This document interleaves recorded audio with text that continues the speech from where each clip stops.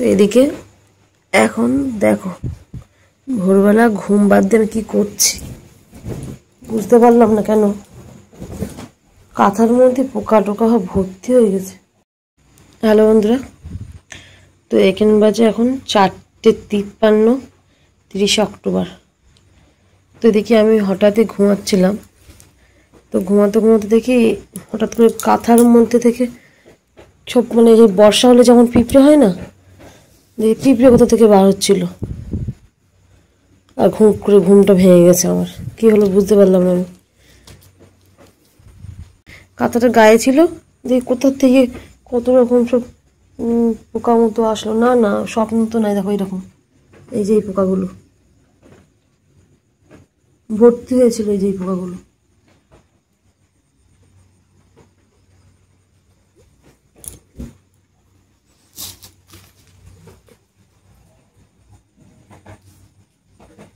তো ঘুমের মধ্যে যদি এরকম হয় কেমনটা লাগে বলো একটুখানি।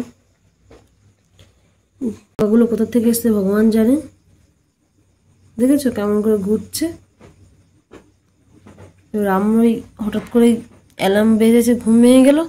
তারপর দেখি অনেকগুলো একসাথে 10-12টার মতো এই পোকা দেখি আমার কাঁথার মধ্যে থেকে বেরোচ্ছে। হ্যালো বন্ধুরা, তো ভিডিওটা আমি 4:57 না 58 হয়েছে, এখন 58 এখন থেকে শুরু করছি। তো সবে মানে 4:30 অ্যালার্ম দেওয়া ছিল, তো হয় ঘুমটা ভেঙেছে, তো ভাবলাম বাইরের দিকে যাবো, নিচের দিকে। তো এত পরিমাণে বৃষ্টি হচ্ছে, তা আমি ঘুমটা মানে ভেঙে গেছে, ঘুম ঘুম পাচ্ছে, বসেই ছিলাম। এখন হুট করে আমি যে শীত লাগছে, যেহেতু উপরেই এদিকে জানলা কাপড়টা ফেলা নেই, তো একটু কাঁথাটা গায়ে দিই ভালো করে। কাঁথাটা এখন গায়ে দিতে গিয়ে দেখি পায়ের ওপর দিয়ে বেশ সুরসুর সুরসুর করছে। তাই কী হলো, তারপর দেখি এই যে যেগুলো দেখলাম যে পোকাগুলো 110-12টার মতো রকম গায়ে উঠছে। এবার আমি শুধু ভাবছি যে আসলো কোথা থেকে, কারণ মশারি তো পুরো মাদুরের তলা দিয়ে একদম পুরো করা, ভিতরে দেওয়া। কনফিউশন হয় আকস্মাত আমার পুরো ঘুমটা ভেঙে গেছে আর কি। কি অবস্থা বলো। দেখো আমি এখানে খুলছি, কি অবস্থা।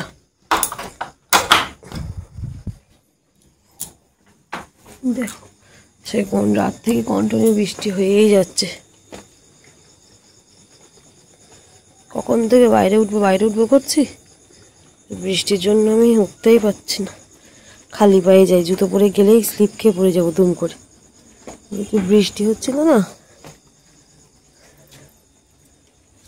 দেখো এখানে দেখ কত জল।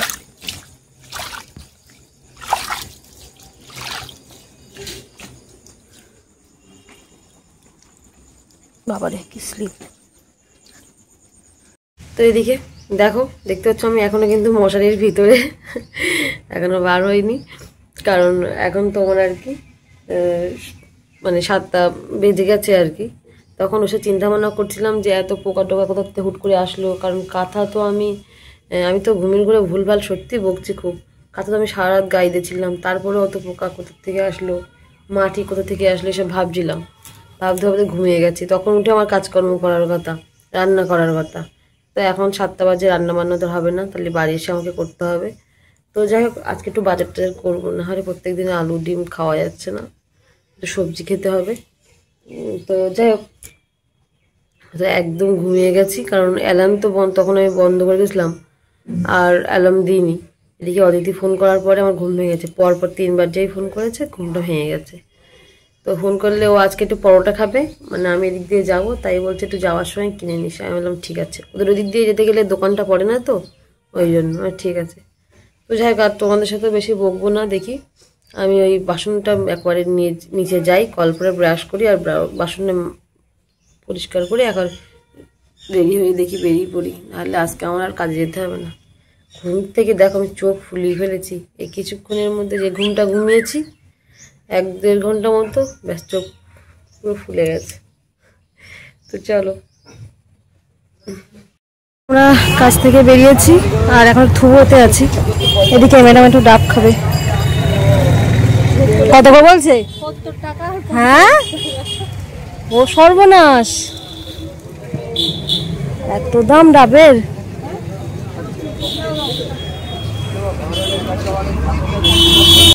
খাওয়ার মতন অবস্থায় নেই। আবার 40-50 টাকা হয়তো, ভাবলাম তো 70 টাকা বলছে। কি অবস্থা, বলছি চল ডাব খাই, চল। আমি অবশ্য খাইনি, পছন্দ করি না অতটা। 40 টাকাটা পেলাম, বিন্দু বিন্দুতে টাকা। আরে বড়গুলো 70, তাই তো? ওটাই খা। হ্যাঁ, আমি ডাব জল খাইনি, সত্যি খাই না, আমার পছন্দ না। আমার বাড়ি সেদিন পারলো তো আমি খেলাম না। ভালো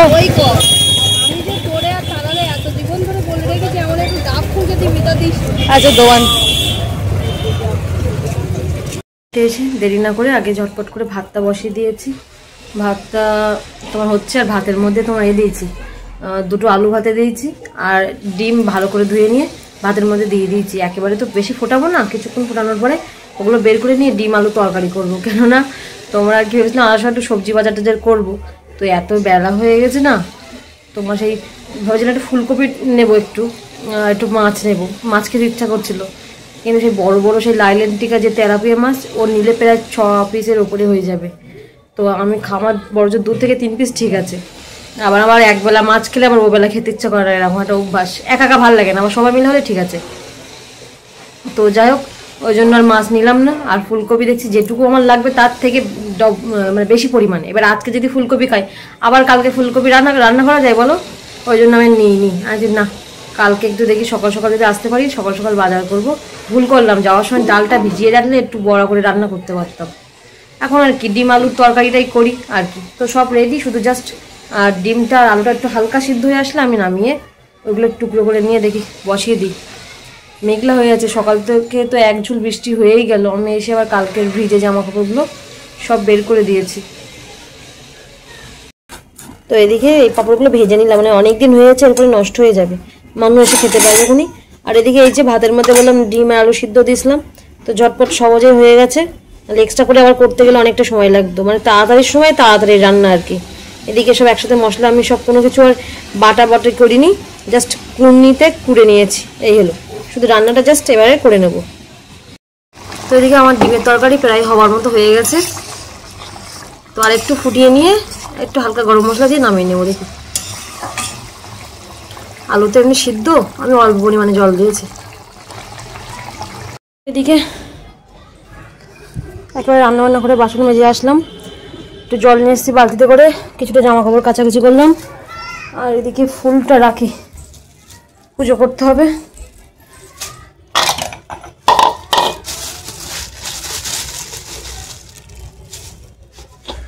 তো এই যে ফুল, ওগুলো বাড়ি এসে দিলেই ভালো হতো, কিন্তু রোদ্দুর চলে যাবে, তা সে আর কি করবো। তো এদিকে 2:45 মতো বাজে। তো দেখি এবার পুজো দেবো, কারণ আজকে যেহেতু বৃহস্পতিবার, তো একটু সময় লাগে পুজো দিতে গেলে আর কি। তারপর লাস্টে খাওয়া দাওয়া। তোমার ওই খিদে ঠিক পাই আমার কখন বলতো, ঠিক 12টা 12:30 মতো বাজে, কি 1টা বাজতে যায়, তখন আমার খিদে পাই। তখন এসে কাজ করতে, রান্নাবান্না করতে করতে ব্যাস এই বেলা চলে যায়, এরকম ব্যাপার। সকালে একবারে রান্না করে গেলে অসুবিধা হয় না। আজকে রান্না করলাম না, এমনি দেখলে তো সকালে ওই কাণ্ড হলো। আর তারপরে ভাবলাম উঠবো, কিন্তু রান্না করলাম না, আরও আলসেমি করে আমরা ডিম খাবো এই ভেবে আর কি রান্না করিনি। আজকে আবারও বলছি বাজার করবো ভেবেছিলাম, তো হয়নি। তো যাই হোক, তো দেখি চলো আর দেরি করবো না, পুজোটা দিয়ে নিই। মানুষ তো 3:30টায় ছুটি হয়, কখন দিয়ে যায় দেখি বাবা। আমার এদিকে গুছিয়ে উঠতে উঠতে আবার মানুষ আসার সময় হয়ে যাবে, এরকম ব্যাপার। এখন ভাত খাওয়াচ্ছে এই যে এইটারে, বাড়ি এসছে অনেকক্ষণ। আমি একটু শুয়েছি, কখন থেকে বলছি খেয়ে নেওয়ার জন্য, তো কথা শোনে না একদম। চুলগুলো এত বড় হয়ে গেছে, তো বাবা না আসলে হচ্ছে না, সময় পাচ্ছে না। চুলগুলো রবিবার ছাড়া কাটা হবে না।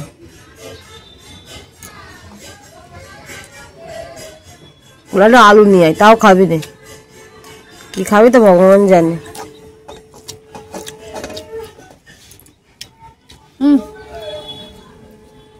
কি ওই যাবে জল নেই। 5টা মতো বাজে এখন। আর এদিকে সন্ধ্যাও লেগে যাচ্ছে। মাসিমণি আসলো পড়াতে, মানুকে একটু দোকানে পাঠিয়েছি, ওই ধূপ ফুরিয়ে গেছে, তো সে বাজার দিকে এখন কখন যাবো, তাই সন্ধ্যায় তো একটু ধূপ লাগবে, তো ওই জন্য ওকে বলে একটু ধূপ নিয়ে একটু সন্ধ্যাটা দে। মানুষ সন্ধ্যা টুকটাক দেয় বাড়ি থাকলে। তো এসেছে, এই মাত্র আসলো বসুক তারে, আমার ভালো লাগে বেশ। কত উঁচু বাঁধিস, খুলে যাচ্ছে, এত বাজে রাস্তা দিয়ে এসছি, ঝাঁকুনিতে খুলে গেছে। পেছন দিক তো বোঝা যাবে যে ওই দেখ তারা যাচ্ছে চুল বাঁধা দেখলে। হ্যাঁ একদম, আমার এই অ্যাঙ্গেলটা স্ট্রাকচারটা এমনই, ও বোঝা যায়। তো গরম লাগে, দেখ চুলগুলো উঠছে, দেখ টুলি, ওরে বাবা চুলগুলো দেখছিস কেমন বড় হয়েছে, দেখেছিস মেয়ে মুখো মতো যেন মনে। দেখ কেটে দাও একদম এখান থেকে। দেবো তো, ওর বাবা এসব তাই ভুলে গেছে না, ব্যাগটা আবার নামাবে, তার জন্য একজন লাগবে, তাই তো। এত গরম লাগে, দেখি সন্ধ্যা লেগে গেল, আমি সে জামা কাপড় এখনো তুলতে পারিনি, ভাঁজ করে তুলে নিই দেখি। আর এদিকে দেখো চাঁদ উঠেছে, কি সুন্দর লাগছে।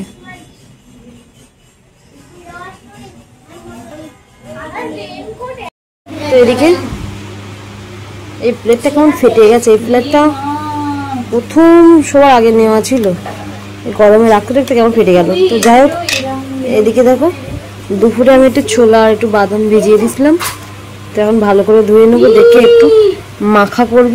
আলু ভাতে দেওয়া আছে, সন্ধ্যার টিফিন হয়ে যাবে, ভাজাভুজি না করে এটাই ঠিক আছে। তো এদিকে এই যে ছোলা বাদাম, এদিকে আলু, এদিকে পেঁয়াজ লঙ্কা টুকরো টুকরো করে নিয়েছি, এর সাথে মশলা দেবো,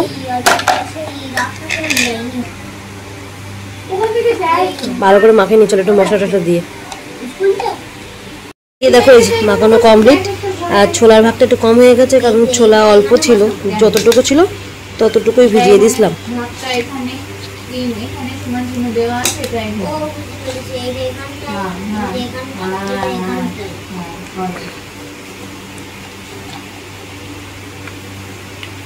আর এদিকে একটু ভাজা আছে, ভাজাটাও পাশে দিয়ে দেবো। তো চলো ওদের টিফিনটা দিয়ে দিই।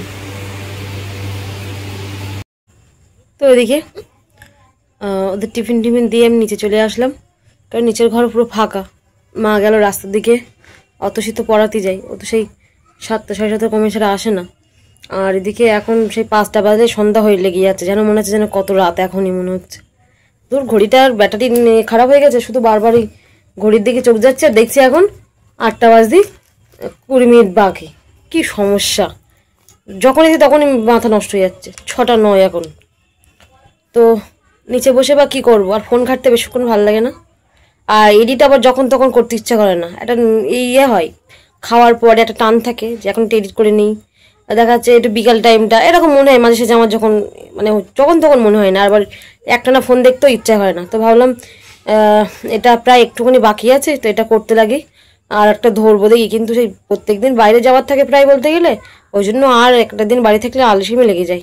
তো যে এগুলো না তুললে না এবারে এ হয়ে যাবে, আর সারা জীবন পড়ে থাকবে, এভাবে পড়ে থাকলে ঠান্ডা পড়ে যাচ্ছে। এইবার হবে এই গাছগুলো করতে সুবিধা, বেশ ভালো লাগবে, ঠান্ডায় ঠান্ডায় বেশ গরম হবে পায়ের ওপরে। বুঝলাম এই যে আসনের কথা বলছিলাম, শীতের সময় বেশি আসন বুনতে ভালো লাগে। তো এই দেখো এতটা হয়ে গেছে, ওই জাস্ট ওই কোনাটুকু ভরাট করলে বলে আসনটা আমার কমপ্লিট হয়ে যায়, একটুকুনের জন্য এখনো পড়ে আছে, তো বসাই হয় না। পরশুদিনকে একটু বসেছিলাম, এই যে এখান থেকে করেছি, এইটুকু করেছিলাম, তা ভেবেছিলাম ওই পর্যন্ত তুলবো, তো সুতো আবার না থাকায় অল্প সুতো ছিল বলে তারপর এইটুকু সুতো দেখে না পরে আবার শুরু করবো কোনি। তো সে সুতো নিয়ে আসলাম মনে হচ্ছে, আমি নিয়ে আসলাম নাকি ওপরে, ওই যে সুতো তো আমার বেশি করে আনা থাকে, বাক্সের মধ্যে ছিল, বের করলাম, কারণ বাইরে রেখে দিলে কোথার থেকে কোথায় যাবে তা ঠিক নেই। তো আসনটা কিন্তু বেশ বড় হয়েছে, হেভি বড় হয়েছে, একদম আমার মনের মতো।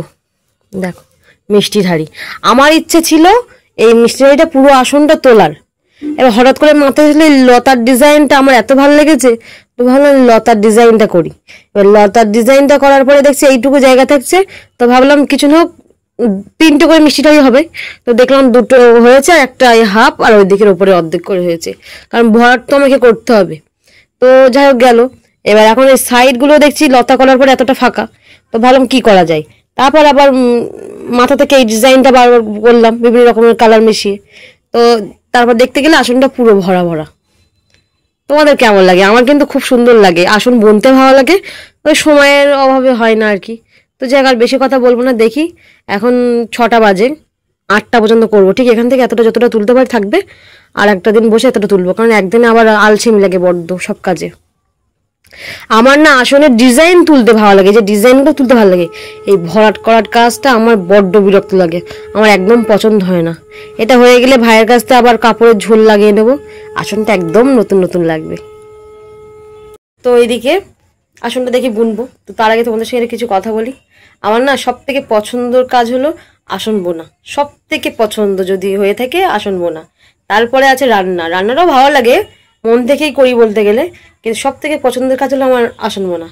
যত আসন দেবে আমার অন্য কোনো কাজ করতে দেওয়ার দরকার নেই, আমি বসে বসে আসন বুনে দেবো, আমার খুব ভালো লাগে। আর যে ডিজাইন এনে দাও না কেন, এটা আমি গর্ব করে বলতে পারি, জাস্ট একটা ডিজাইন আমি দেখবো, এই একটা দেখে একটা আসনে তুললে আমি পুরো একদম সব পারবো, এরকম ব্যাপার আর কি।